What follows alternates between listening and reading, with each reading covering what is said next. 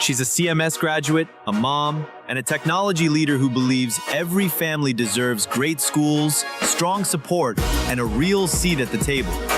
From Davidson to Cornelius, Huntersville to North Charlotte, she knows our communities want the same thing. Schools that work, voices that matter, and leadership that listens. This work is personal. She grew up here. She's raising her children here.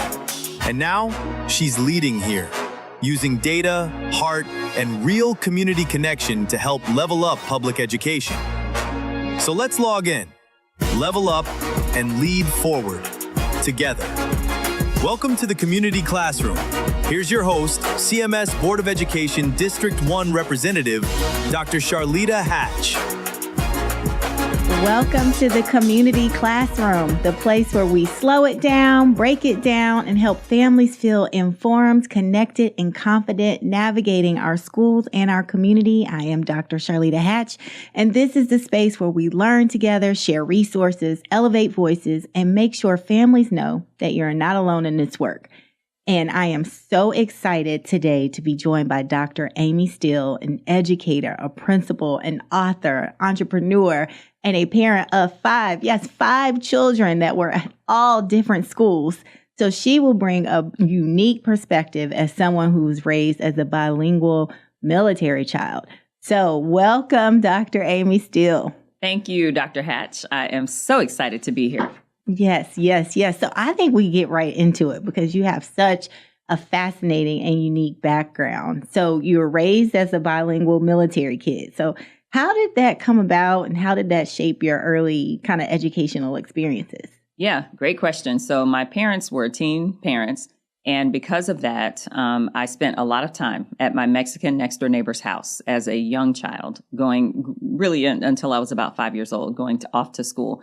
And so I grew up thinking that Spanish was a way of life and that everyone, needed to learn Spanish and knew Spanish, but I didn't speak Spanish those first few years. I just heard it all the time. And I grew up in Houston, Texas. So then, my parents got married. Well, my stepdad, my real mom, but still just I call my dad, got married. We relocated to Japan.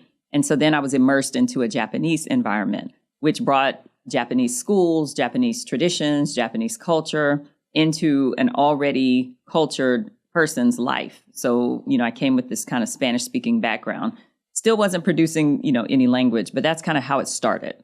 And then it just grew from there. So what did you learn early on about navigating those kind of different school systems, Texas, Japan, different cultures? Like what did you learn early on?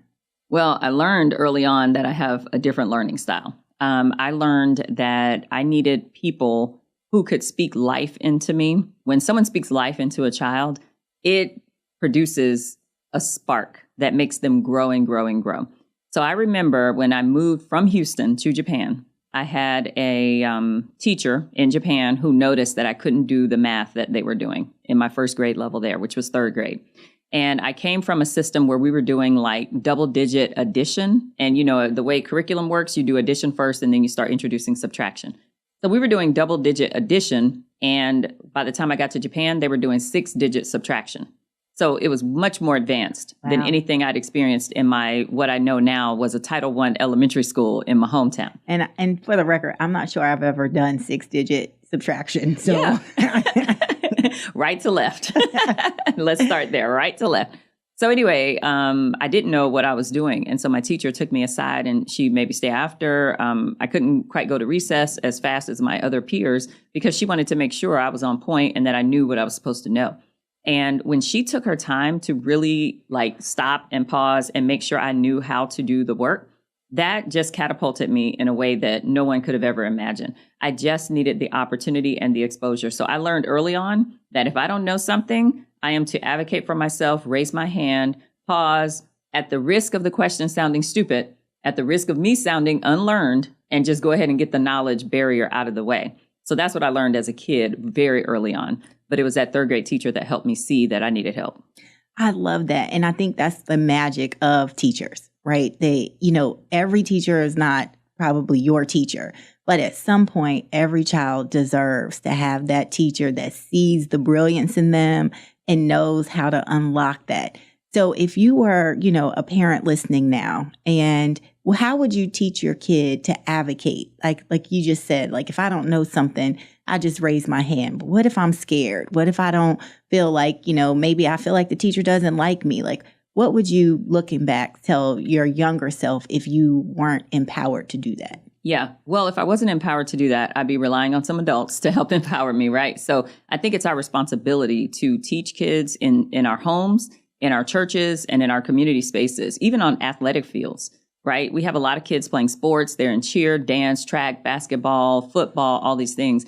We have an opportunity to teach them in small spaces how to advocate for themselves. So what I would say is that, yes, as a child, they should be doing this, but they don't know to do that. So it's still adults' responsibility to teach them how to do it in a small, intimate environment. So one such example would be at home, teaching your kid to advocate for the type of chips they want in the pantry, or teaching when you go to the grocery store, or teaching the kid how to, basically it'll become inconvenient for you, the parent, because you have to sit there and wait and listen, and you've already made a decision that you're only going to have Doritos, but the kid wants Lay's barbecue.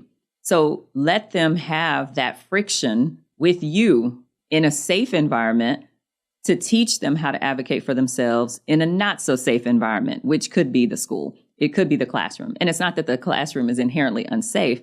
It's just not a familiar place with parents for them, or aunties or uncles or grandma, for them to practice advocating. So it's kind of an unfamiliar environment. So teach them at home how to do it, but be okay with the discomfort of your child advocating for themselves. My children advocate for themselves all the time. And let me tell you, it's not the most comfortable space.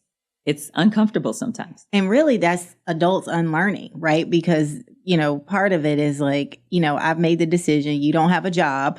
And so when we go to the grocery store, this is what it is. And I never thought about these moments of advocacy that even happen within the home that give kids the confidence to advocate outside of the home. So I think that's brilliant. Thank you for lifting that up. Absolutely. One thing that I find interesting is that a lot of families have maybe some misconceptions of bilingual language immersion type schools. What would you say to those parents? So I love this question because I have 2 children of my 5 who went to a language immersion school.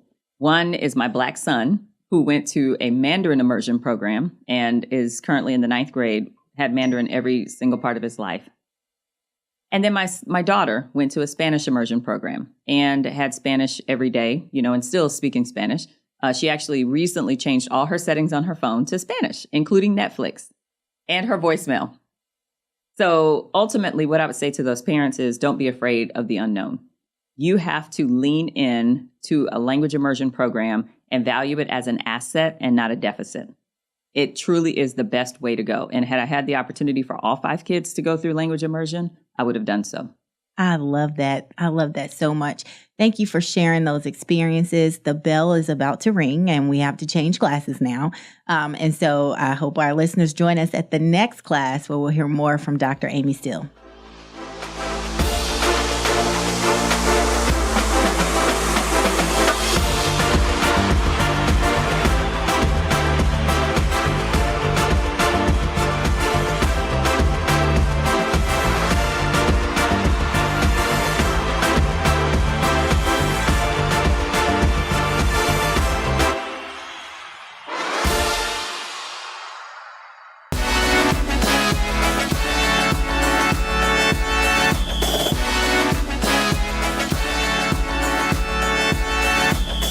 Welcome back, class.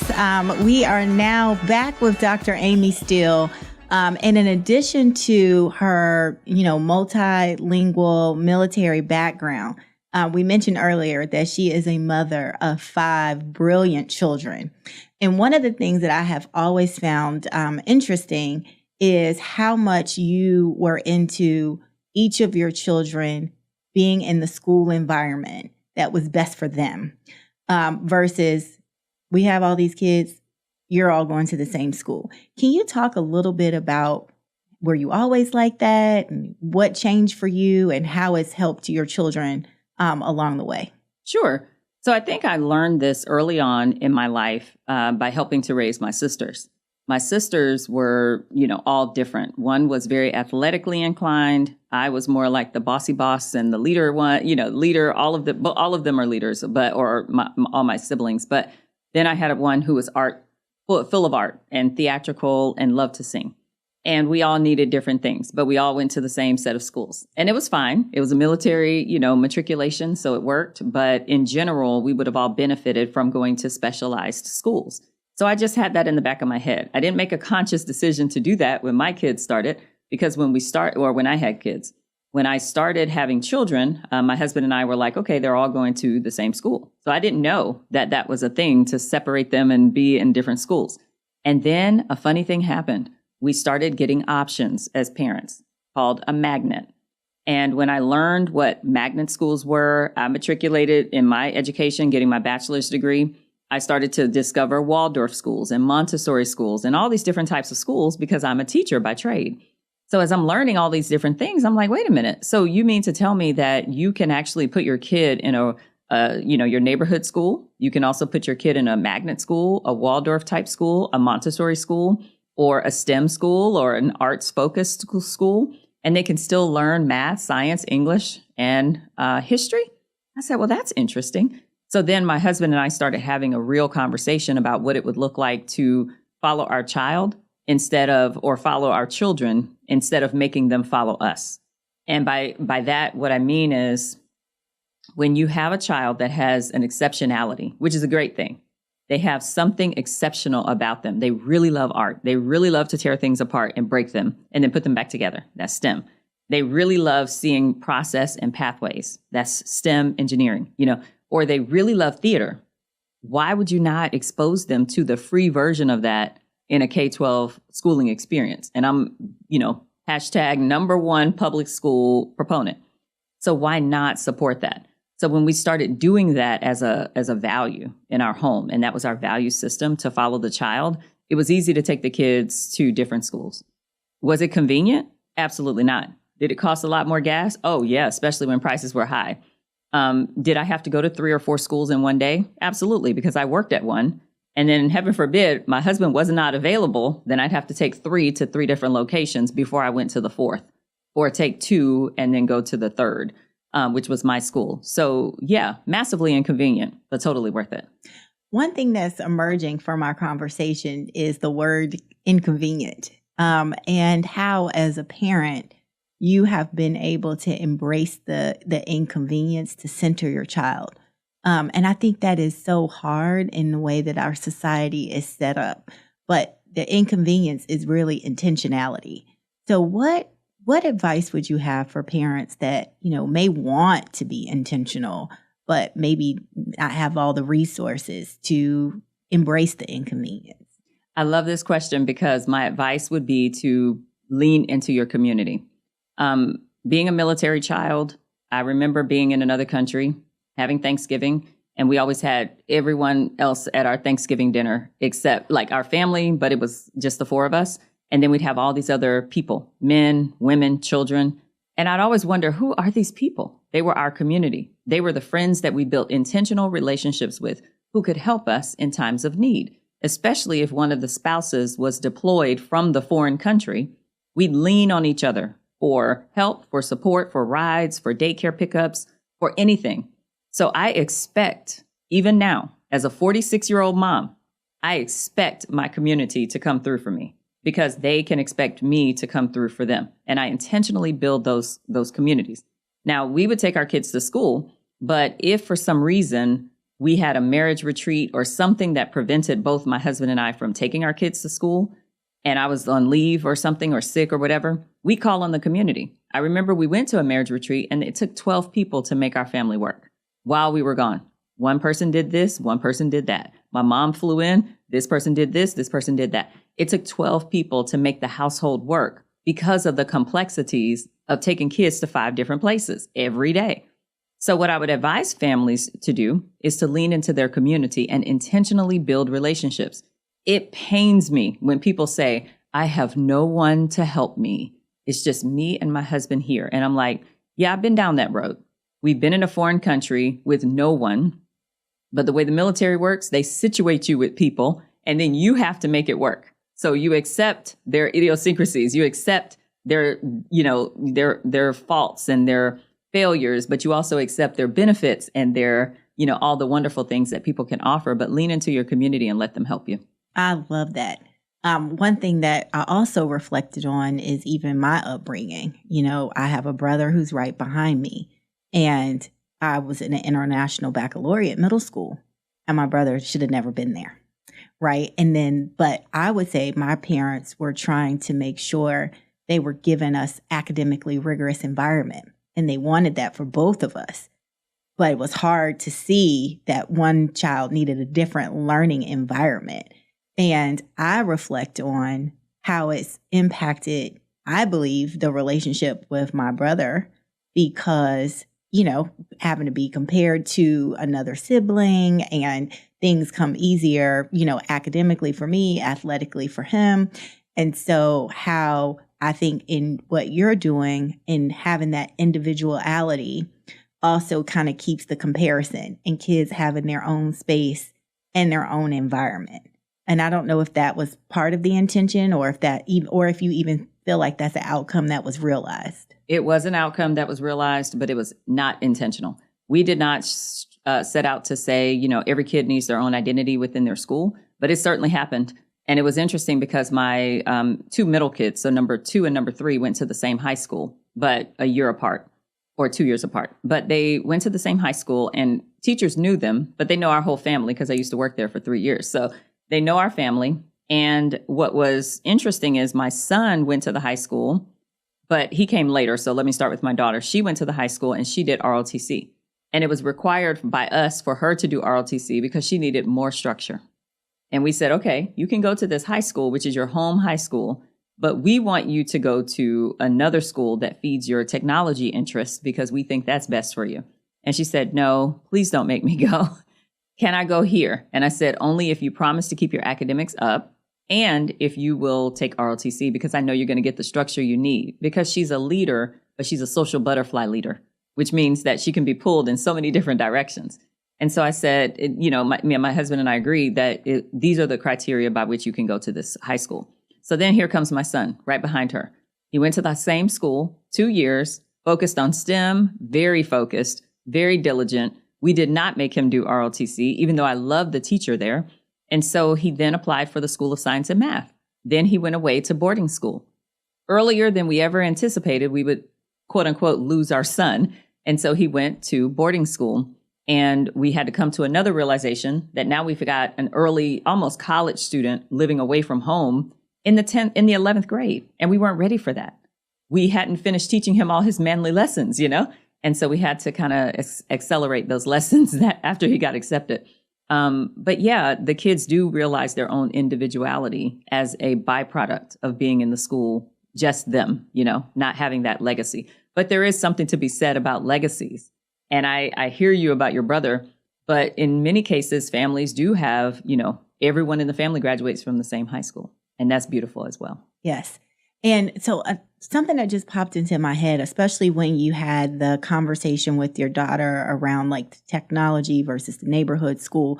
So how do you decide when to advocate strongly or when you let your child navigate? It depends on how passionate they are. Sometimes our kids come to us and we've got 5 different, personalities to deal with negotiating, with advocacy, and all the things. And so they'll come to us and say, I feel very strongly about this, and they'll make their case because we've taught them to advocate for themselves. For since Doritos. Birth. Okay. For Doritos, for schooling choices, for driving ability, what type of car they want, et cetera. They advocate for everything. And our house is one big advocacy space. It really is. And so if they're so passionate about it, and I can see that it is something that they are that passionate about, my husband and I will agree separately that, like we feel that God has spoken to us and that we understand that this is the way we need to go. So it really depends on the child, but we do listen to the children. I let my kids talk. They express themselves. I don't shut them up earlier than they need to be, quiet. I don't rush them to their thoughts. They have a minute to think. Now, every now and again, I'll cut them off, but then I'll apologize and let them speak. But they have time to advocate for themselves. And so if they're passionate about it, we have to listen. Yes. So what's one thing you wish parents knew earlier in their parenting journey, particularly as they are raising kids in school? Oh my gosh, I wish parents would just look at their children, observe them, and become thorough watchers of their children, and then follow the child. Do not try to make them into something that you want them to be. They will not ever be the best version of what you want them to be when you're driving the ship. You pray, and then you watch, and then you help move them where they need to go. I love that advice. And the bell is ringing and it's getting so good. So we're getting ready to switch classes again. And so please be sure to get to class on time as we come back with Dr. Aimy Steele.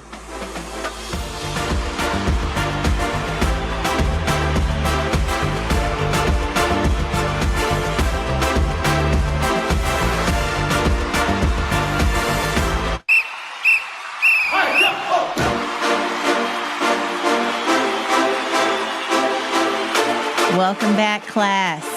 We are back with Dr. Aimy Steele, and we heard from her navigation as a mother with 5 brilliant children navigating through schools. But she also gave us a little nugget that she was a principal as well, so an educator to principal. And so I believe you've got some insider knowledge that can really help us as parents as we're navigating the schools. So I would love for us to speak directly to parents. So from a principal's perspective, what does effective parent advocacy look like?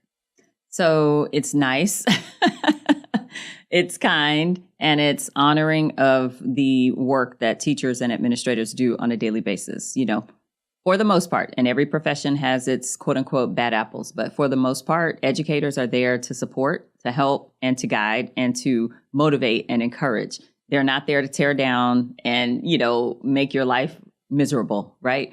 And so I think coming into an advocacy space with a school or with a principal or a teacher with the right mindset is important from a parent's perspective. So I recently had to advocate for my student. I thought she needed some additional support by way of a 504 plan because of things I've noticed and things that I've seen, as far as feedback from her teachers. And so I could have, torn the door down. Like, why hasn't my child had this? Why hasn't she had that? Da, da, da, da, da. That's one perspective. That's not the right one. But that is one perspective that some people take. But the other perspective is to simply stop and evaluate what is the process. Regardless of how I feel emotionally about a negative grade or a bad grade or a negative set of feedback I receive from my teacher, from my kids' teachers, what is the process? So the process of requesting that, now I know the process because I've been in the school system for so long. So I went through the process. But for a parent who doesn't know the process, call the school and ask. Pick up the phone and ask. And if that person can't reach, help you reach an answer, then ask them, okay, who else should I talk to get the answer I'm trying to get? But don't feel like everyone is out to get you all the time, because sometimes they're not out to get you. And I say sometimes because I have seen cases where there is that kind of this strategy to not let the parents feel welcome in the school. So I recognize that we have some challenges in school systems. They're not perfect. So once you figure out who you need to talk to about whatever process you're trying to undergo or take on, then take the appropriate action. But just please don't assume that everyone's out to get you, because many times they are not. That's such good advice as you think about, just first taking a pause and like, okay, this is my baby, this is my child, but how do I show up, curious, nice and kind? And if I don't know something, to ask.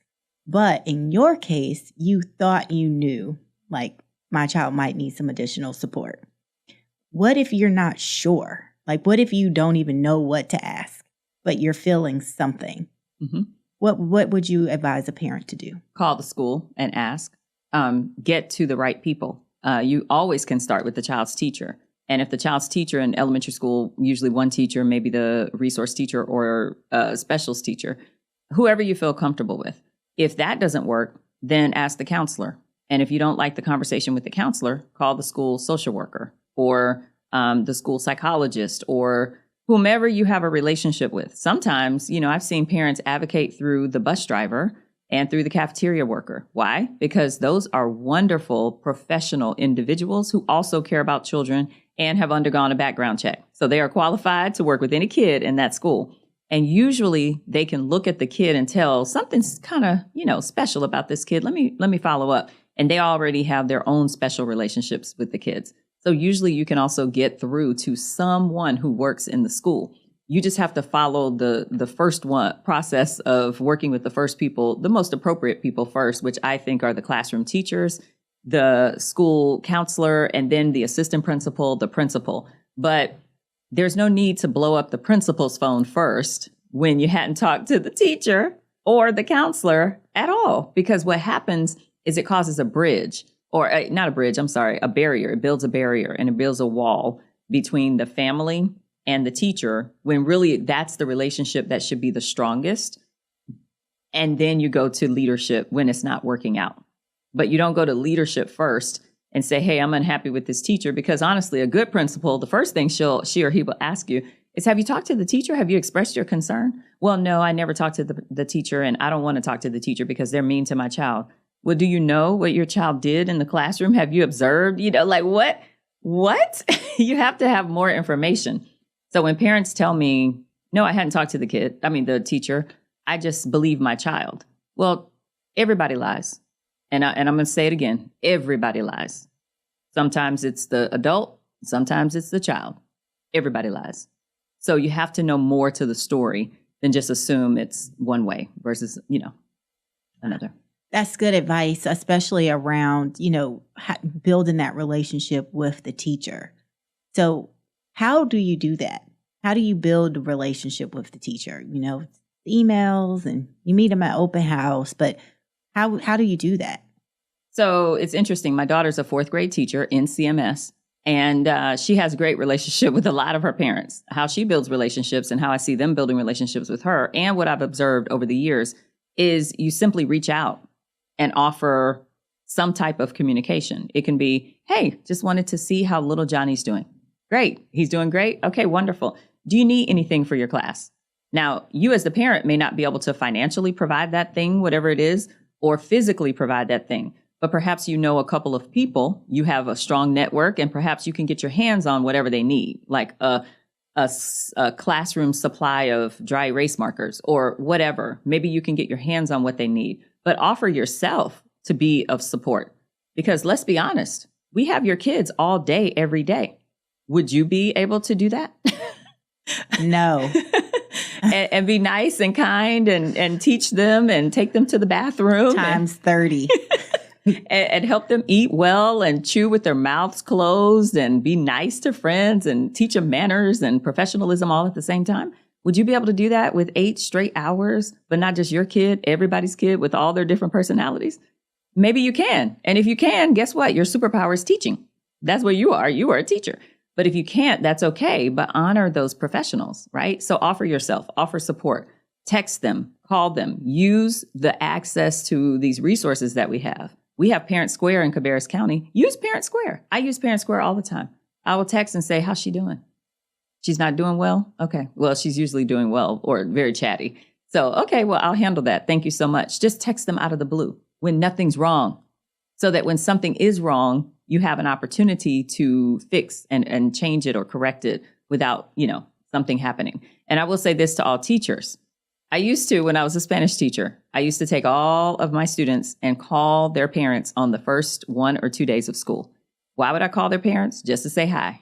So that the first time they hear from me, if I do need to call them again, will not be when there's a disciplinary issue or concern. So I do recommend teachers reach out to parents as well, to open up the lines of communication at the very beginning of the year, when everyone is on a clean slate and no one's gotten in trouble yet. And that can be via text or phone call. I like to do a phone call. So that's good for teachers. Now I'm a parent, and we said we want to have a relationship with the teachers and the principal. So what does it look like to build the relationship with the principal? So with the principal, it's similar. Call them when there's nothing wrong. Please start there. If you want to build a relationship with the principal, talk to the principal, call the principal, show up at the school and see the principal, acknowledge that that's the principal, and say, hey, you're doing a great job. Even if they're not doing a great job, they're doing a great job at something because they got hired and they're still the principal at that school.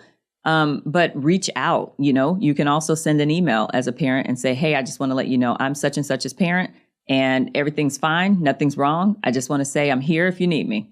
And then that way it gives the principal access to you. My husband and I, we met with our daughter's principal specifically because we wanted him to know who we were. And I used to work with him as a teacher as well. So we met with him, and then he looped us into some community engagement opportunities at the school. And now we help support the staff meetings every single month at the school. So reach out to the principal and say hi. That is such good advice. Thank you so much. Class, we are getting ready to switch class one more time. So go ahead for the break and come on back for Dr. Aimy Steele.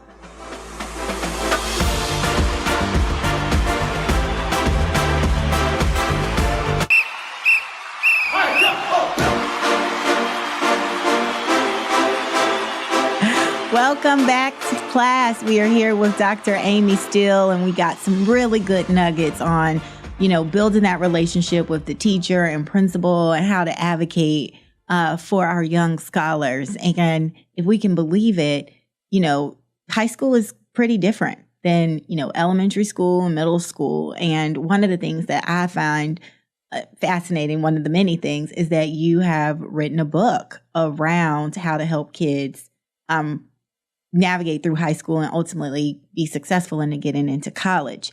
And so with that, what gaps did you see in high school students as they prepared for college? And then maybe also what inspired you to write that book?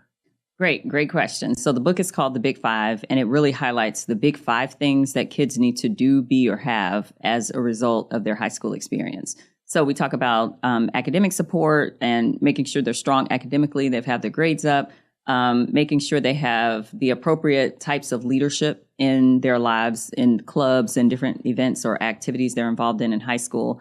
Then we've got extracurriculars, and then we have community service, and then we have responsibility. So whether they have a job or they are building a business or starting a nonprofit. So those are kind of the big 5.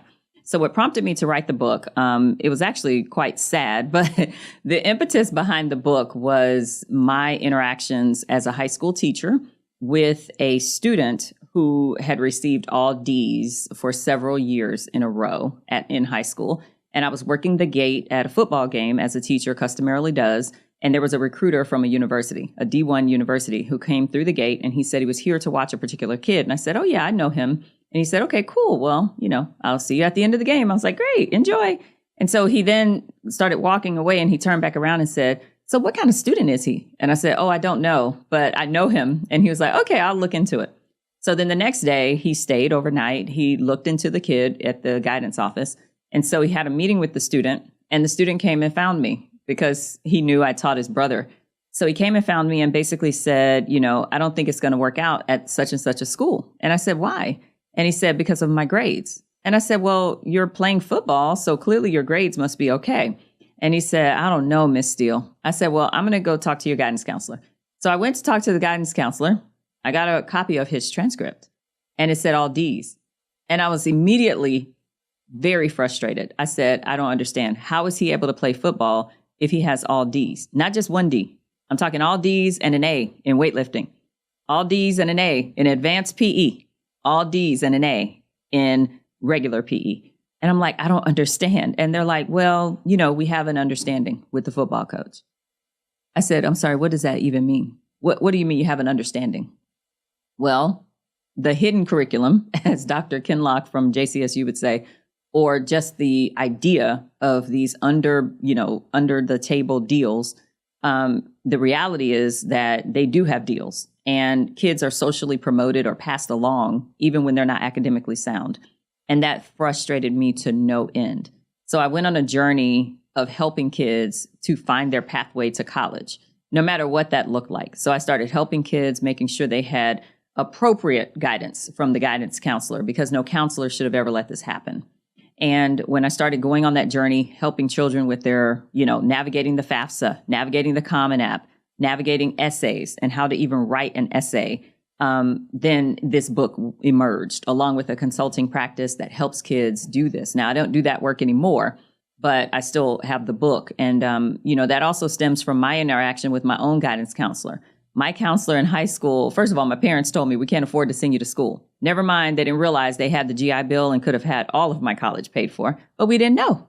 So if you're out there and you're listening and you have a military background, the grandpa, the father, the grandma, or the mother, they were in the military, that benefit can pass on to the children and the grandchildren. So please be aware of that. And they can go to college at little to no cost. But anyway, we didn't know that. And so my parents told me that, and I had a basketball coach that took me to a basketball game at UNC Chapel Hill in the 8th grade. And I saw Charlotte Smith dunk on the Hungarian women's team. And I said, I want to go to this university because it teaches women how to dunk a basketball. And I came back home and told my parents, I'm going to UNC Chapel Hill. And they were like, what? We can't afford to send you there. But if that's what you want to do, we support you 100%. And that's what my parents will do. They will support me 100%. Doesn't matter what I want to do. And so I started going on a journey of learning what it would look like for me to go to Chapel Hill. So I went to my guidance counselor.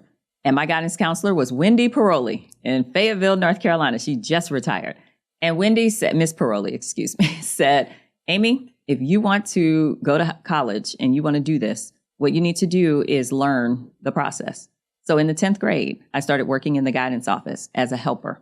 And I started coming in there on my lunch break. And I would pull old scholarship applications out, and then I put the new ones in. So I pulled the old applications because we used a lot of paper back then. And I put the new ones in the folder. And so over time, she said, now keep one of the old ones, fill it out and practice. I was like, okay. So I keep it, practice, and then I put it away in my little folder. By the time I was a senior, I applied for every scholarship because I'd already practiced. I just needed to copy down the old information on the new paper. And I earned $775,000 worth of scholarships. Wow. So that collective experience, plus what happened with me as a teacher with this student, made me write this book. That is amazing. Oh, wow. So how early should families start thinking about college and scholarships? When kids are 2 years old, you should be thinking about literacy, phoneme sounds, how to blend letters, and how to do basic math. Why? Because those skills, those foundational skills, lead to the kid doing well on EOG and EOC tests, which lead to them doing well on the SAT and the ACT. If you're trying to prep a kid in the 11th or 12th grade for the ACT and the SAT, it's a little too late. They should already have some foundational skills. They should be learning Latin roots, prefixes, and suffixes so they can blend words and figure out what the words mean based on the prefix and the suffix and the way the word is constructed. That is a skill that will help them on those standardized tests. So it starts at 2 years old. Okay. Now, moving forward, middle and high school is really when you still should be having some serious conversations about what college are we aiming for. Now, parents, and I'll speak what Keith Cockrell spoke at a recent event I attended where he was speaking. And he said that they started a fund for their college kids, for their students or their kids when they first were born. Every parent should have something tucked away for their child. But if that's not your case, then you should be prepping your student academically or from a sports perspective to be able to gain a scholarship or, earn a scholarship, which means that they're academically sound. They know they're doing great in school, they have good grades, and they're able to perform on those standardized tests. It really does start very early. But by middle school, you need to be having the conversations of where are we going to college. Go visit some schools. If you're in the Charlotte area, you should have visited Johnson C. Smith, UNC Charlotte, Clinton College in Rock Hill, and Queens University, and any of the other community colleges, CPCC, there are UNC Charlotte, of course, Uptown and Main campus, and Rowan Cabarrus Community College, Gaston Community College, all of these community colleges. You can have about 10 visits just in this area. So don't use distance as a barrier, but put your kid on a campus and help them see themselves there. That's never too early. We've done that since our kids were in elementary school. Love that. That's such good advice. And part of what you said about some of just the fundamentals that set your kids up for success, it does make me think about our CMS kind of school goals. Our board has 4 goals. One is K through 2 literacy. Then is 3rd through 8th grade literacy is our second goal. 3rd is middle school math, with the ultimate goal of every student leaving, being enrolled, enlisted, and employed. And I just wanted to kind of humanize the kind of board goals based off what you really just communicated is how you get to the pathway of having your child have an end goal. So I just wanted to tie that together. So thank you for, kind of telling that story. So you mentioned about middle schoolers being on a college campus for sure. Are there other things that parents of middle schoolers, particularly as you think about mental health, you think about extracurricular activities, are there other things that parents of middle schoolers should know right now? Yeah, so with the rise in mental health crisis, I would say every kid needs a therapist. I have a therapist. I'm a parent. My therapy appointment is every Tuesday at 9 a.m. and I don't miss. Kids should have therapists or some type of play therapy, play group sessions, something that helps them to unwind. Sports often are a good way to do that as well. But for middle school specifically, kids are all over the place. They are growing developmentally. Their brain is growing, and they're having a lot of growth spurts. They, tend to smell sometimes under their arms. They have a lot of things going on. They're picked on. They're bullied. They pick on people. They bully people. There are just a lot of things. When I was a middle school principal, you can't imagine. There were just so many things that had nothing to do with academics. So what I would say is continue to expose the child to holistic health and wellness, making sure they're eating properly, eliminating as many red dyes as you can, because that stuff alters how they behave.